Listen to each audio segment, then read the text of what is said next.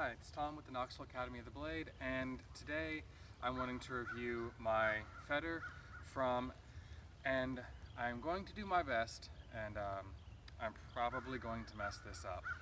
But I went and looked up how Slovenian names are pronounced, and I think I'm going to do it right. We're going to find out though, so Miran, don't hate me. But I got it from Krsticic Armory in Slovenia, and after shipping and tax and all of that fun stuff, it cost about $4.40, which isn't terrible. It's a little more than some of the less expensive models, but honestly this is probably the nicest fetter I've ever used, and that includes things like the Comfort Fencing Doughbringer, and it's easily on par with the Black Horse Blades fetter, I think. It is a little under 1,600 grams, and that's something I like. I like that it has a little bit more weight than some of the lighter weight tournament fetters, and it was a bit of an issue early on, honestly, because I came from an 1,100 gram synthetic and then went straight to this thing, and simply building the muscle to use it after that big of a jump was a chore. But now that I'm more used to it, I actually really like it. It has a lot of blade presence. It's fairly stiff, but not overly so. And if you can see here, it flexes in the last third of the blade, which is really nice. It's got really good distal taper, which adds to that dynamic feel and the flexibility. The tip over here is just a piece of Gorilla Tape covered buffalo leather that I put on there. So it's not really terribly special, and I'm not going to talk about it beyond acknowledging its existence. The grip I like. I'd actually originally asked for a red grip, but Miran had made this fetter in the batch before mine, and it was almost exactly like the one I asked for, except I think there was like a 9mm difference in the overall length. But I'd originally asked for a red grip, but this grip is very dark brown and very dark olive green. The neat thing about that is that when I'm showing it to new people, it gives me a very good visual cue to tell them where to hold the sword. Put your hand in the middle of the green section and your other hand in the middle of the black or dark brown section here, and you've got a good proper grip on the sword without choking up on it or grabbing the pommel or holding it down here, or any of the problems you see with a lot of new people and new fetters. And even in heavy gloves like my Name and Thox or Spes Heavies and things, that grip positioning doesn't change on the blade. I've had this for about a year now, and I wanted to hold off on reviewing it until now because it's gone through 3 separate tournament events, plus regular sparring and teaching use. And at those tournaments, at least one of them, it not only went through the tournament, but it actually went through technically 4 tournaments that day. It went through an invitational, it went through an open twice with 2 different people, and a women's longsword event. So it's seen significant use. I don't know if you can see it on the camera, but if you come closer.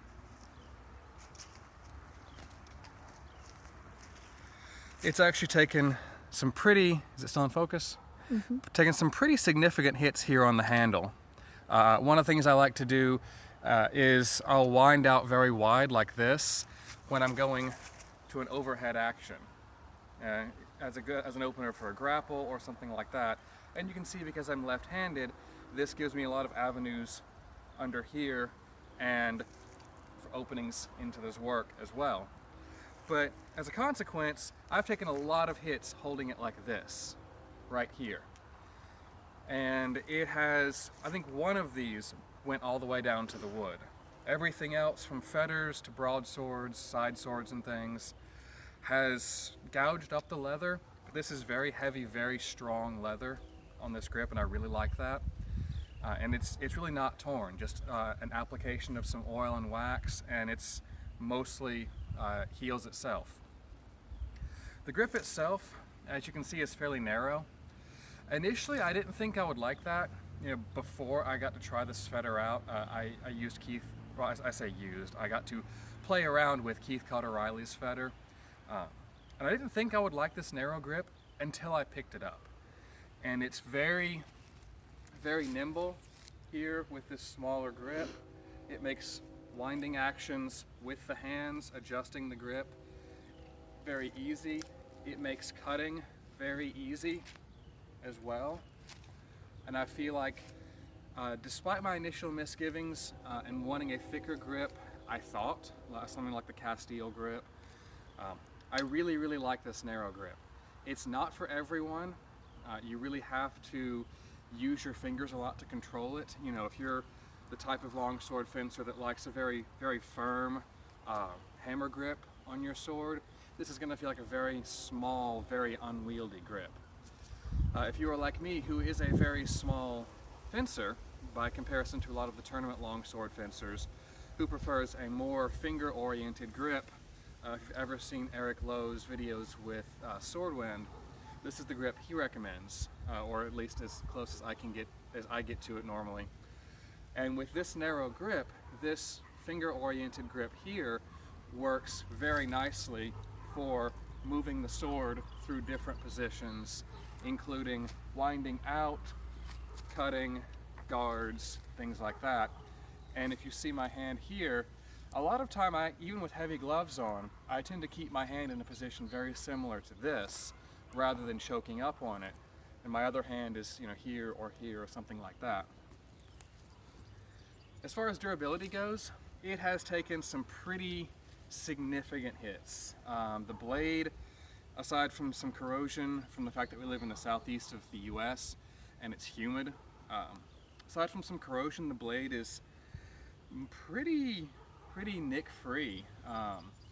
You know, it takes a few every now and then. There's a few significant ones down here, several here in the hooks of the shield, but nothing big. I'm really pleased with the durability of the blade itself. The pommel has taken some significant hits as well, again because of this thing I do. And again, very few of those show.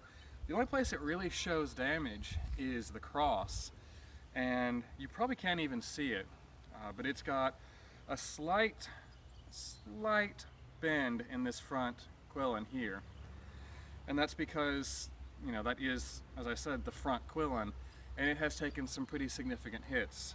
There is pretty big gouge down here from the Surfo Invitational Tournament. It got a hit with a full-size Pavel Mach that, near as I can recall, probably hit it right about here. And even then, it just has really very slight bend and very slight damage to it. It does rattle a little bit, but that is because of the bend. You know, I've tried tightening the pommel up. The pommel and the grip are still tight. It's still very secure down here. No movement here, no movement here. It's just enough of a rattle in the crossguard that if you hit something with it, be it another sword or a hanging target, you get a little bit of that rattle. But honestly, I'm really even then not worried at all about it. I may try and straighten it out later. I probably should actually. But, you know, this is a year in, and that is honestly the only damage it's taken. All in all, I really like this sword. I really like this shield shape. I like it a lot more than the straight shapes. And it's got just enough of a hook here to make catching blades very easy without necessarily causing you to rely on it overly much.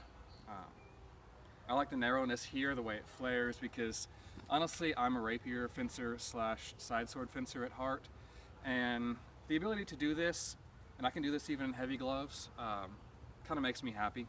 I really like the fact that I can do this, and I still have full control over the sword. The cross again is very strong. If you saw in that close-up earlier, it's reinforced here in the center, and it flares out to the sides. You know, again, I'm not worried about damage there. I like, again, just speaking purely from aesthetics, I like the pommel shape.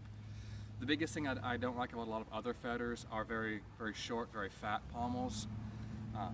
Because I like, again, going back to my comment a second ago, being a rapier fencer, side sword fencer at heart, I tend to do a lot of very tight in, very moulinette Italian style motions with the sword. And having this extended thin pommel here that drops down below my hand significantly makes that much easier than a ball pommel, and especially much easier than a wheel pommel would. And it's pinged on, which is good. And underneath the tip I put on here, the tip is rolled. I'm sure Mirren would do other options if you wanted. I just went with stock, except for some basic aesthetic options. This is pretty much his stock fetter. And like I said, it's probably one of, if not the nicest fetters I've ever used, and I would definitely recommend getting one as your tournament sword, or as your practice sword, either one. It holds out very well, and it is, the only real downside to ordering it is wait time, but that's true for anybody right now. Oh, earlier I mentioned weight. What I did not mention was balance point. It balances right here. And center of rotation is, if you can see it, is right about here, which relative to the balance point, they're pretty close to one another. Center of percussion. Center of percussion's kind of low, but that's fairly normal for fetters, so that's not really an issue. Personally, I might prefer it if it was a little farther out, but that would require thickening the blade up a lot, adding significant weight to it, and a variety of other things that would make it a much less dynamic sword. Because I think this sword strikes the perfect balance between being dynamic, being very nimble in the point, but also having a lot of power and a lot of blade presence behind your motions. So again, highly recommend this sword.